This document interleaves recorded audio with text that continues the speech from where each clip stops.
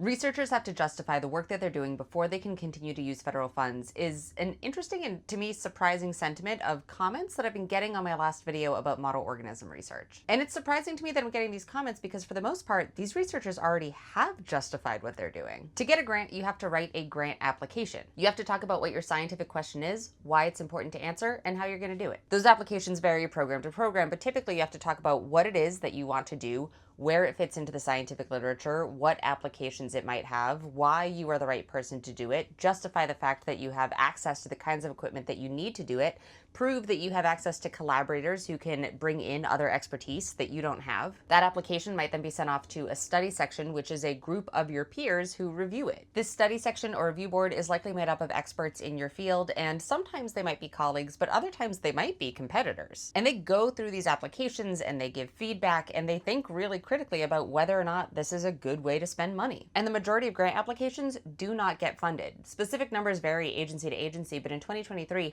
NSF only funded 29% of the applications it got. And again, the specifics vary organization to organization, but even if you're going to private funding, you similarly have to justify why your project is good, why it should be funded. Now, that doesn't mean that you 100% always stick to the plan that you wrote. Sometimes in the process of learning and doing the science, you get new hypotheses, there's new things you want to try. There is some space to sort of move around in there, but the broad overview has been approved. There are some unrestricted grants out there where people will just give a scientist a lot of money because they've proven that they have really great ideas and they say, hey, you go do what you think is the coolest science, but those are not the norm. Getting grant funding is competitive and it's hard work. So I was surprised that there's this sentiment out there that researchers have to justify their work because that is what they are doing all the time. If you're looking at funded research, that review has already been done by experts in the field.